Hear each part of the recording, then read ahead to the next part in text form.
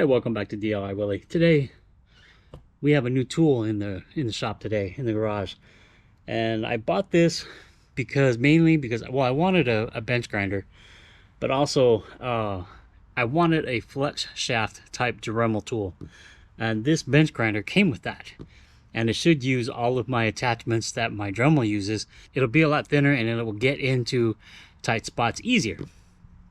Hopefully, making it easier to port heads and clean up stuff and you know, whatever. So here's what I ordered up. This is from Harbor Freight. It's a Central Machine 3-inch bench grinder with flex shaft, and I hope this flex shaft will make my porting and polishing a lot easier. It's a lot smaller, it's easier to handle than the Dremel. It has variable speed control, on and off switch. You know, it's variable speed control up to 11,000 RPM. There we go. Perfect for deburring, grinding, and polishing small parts. That's exactly what we're going to do with it. So let's get it out of the box and check it out. Some instructions. We'll go through that later. Get it out of the box. Here's the flex shaft. I like that. And here's the itsy bitsy teeny weeny tiny grinder. It's a 3-inch grinder. And see if I can find a 3-inch wire wheel for it too. It's got some tools. It's got some looks like shields for it that we have to do some assembly on. That's no problem, we can do that. I guess we'll get to the instructions sooner than we thought. So yeah, here it is. It's tiny. Got 2 different types of stones. I'm not sure what the 2 different types are yet. I'm not that adverse with it, but we'll get it figured out. There's the plug. There's the speed control on and off switch. We need to install the shields on it. Spike's over there being loud. You hear him? He was being good up to a minute ago. Let's see what we got here. Oh, it even came with a stone.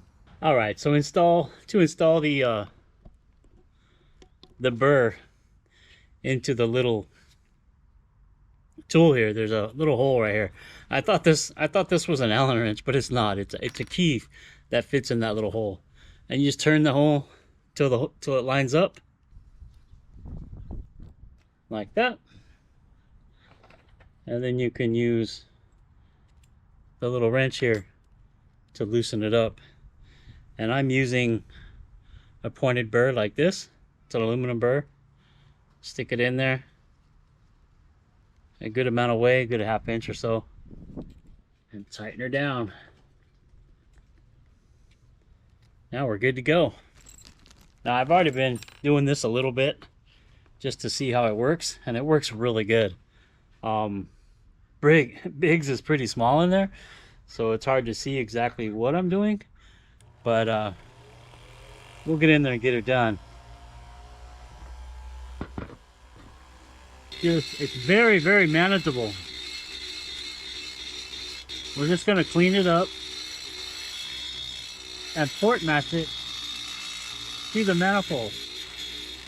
I already marked it with black, the manifold, and we're just going to kind of run this around.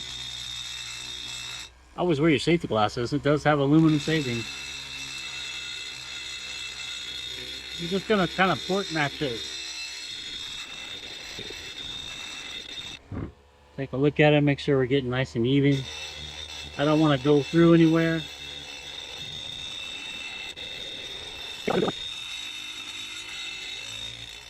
I think that'll be enough for there. I don't want to take too much. Around the top.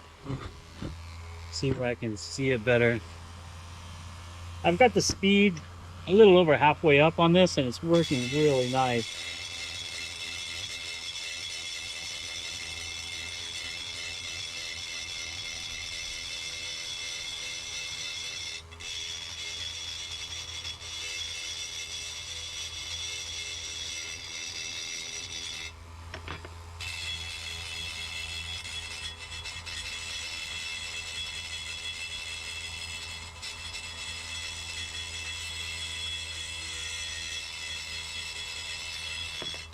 You don't want to take out too much material.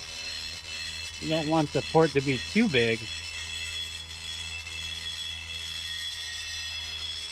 Our main objective is just to kind of take out the sharp edges and match port it to the intake. I think that looks really good right there. I'm gonna get a little more on the bottom.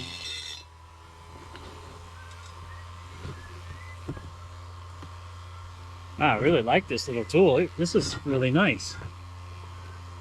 Why did it take me so long to get one?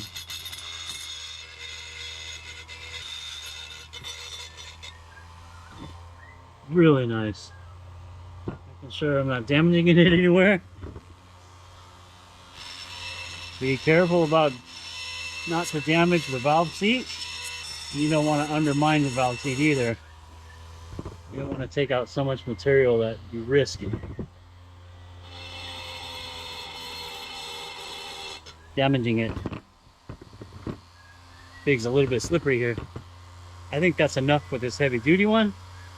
Then we'll change up and go to one of the smaller, finer ones for some of the other work.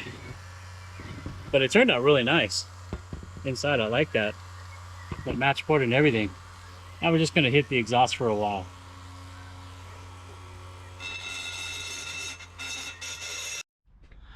Wow, that little 3-inch pedestal grinder with the flexible rotary tool on it really did a good job. I don't know if you can see in there. It's getting kind of dark outside. But yeah, it smoothed everything out. Put a polish as best I could without tearing too much up on the exhaust side.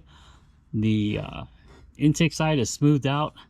However, I tried to leave a rough finish in there as best I could to keep the fuel atomization going inside the cylinder, you know, into the valve. Stayed off the seats as best I could. The Scotch-Brite pads I was using did kind of clean up the seats a little bit. Hopefully that's not a problem, but everything looks pretty darn good. I was afraid to go too far with everything. I didn't want to, you know, make a mess out of things. I did get in there and clean out some of the airways there that was clogged up with some of the leftovers from when they cast the block. I got in there and cleaned that up, shaved it out. Should improve airflow. Looks better anyway. I really like it. This tool, this flex shaft rotary tool, worked amazing with all of my bits that I had and my pads that I had here, the new ones, and had no problem with speed control. The speed control was very consistent and worked perfectly on and off. Obviously everything works good. The shields come down in place to protect your eyes. It's very sturdy. It didn't vibrate.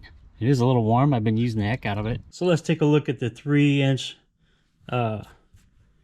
bench grinder with flex shaft a little bit closer. We've got our speed control down here on the bottom right here, and it goes from 0 all the way to like 11,000 is what it claims. Your on and off switch. You've got your shields here to protect your eyes and from sparks. This is more of a polishing pad. It's not really a grinding pad. Over here we have, again, the shield, a little platform for you to put stuff to grind. Now this is not what I would put there, but you can rest stuff on there to grind. You know, it works really nice. Everything seems to be well thought out. This is the flexible shaft that attaches right here on the side. You can pull it out and remove the shaft if you don't want it to be there. And what I did for the shaft, when I had it folded out, I dropped a few drops of 3M oil down here to help lubricate it, let it run kind of down through the whole thing while I had it stretched out before I folded it up. So hopefully that will help lubricate it and help it last longer. But yeah, it's really nice. It worked really well, as you saw in the video. And well, that's it. Now when I do the Briggs valve, this is one of the other reasons I wanted it, is a Briggs valve, you need to kind of come into the side when you do the lash on the valves, and grinding it here on the side as straight as you can will get the lash. You'll be able to grind just a little bit, touch it a little bit, and check your lash as you fit your valves. So this will help out a lot with that. So yeah, so that's the look at the 3-inch bench grinder. It's going to fit my purposes very well. It's a value addition to my shop or my garage, however you want to look at it. And but yeah, I really like it. I'm glad I bought it. It was a great investment. Worked perfectly. If you need something like this, a little rotary tool, kind of a multi-purpose, this thing is perfect. It fit better than my Dremel did in a lot of these places. And you can buy an attachment for the Dremel also that does the same thing. But I kind of got 2 tools that I needed for the price of 1. So I like it. If you like this video, give it a thumbs up. And subscribe if you haven't already. And yeah, I'll leave links in the description to that tool and some other tools that I use on DIY Willy. And well, thanks for stopping by and checking out my videos. Definitely thanks for watching, and I'll see you next time. Bye.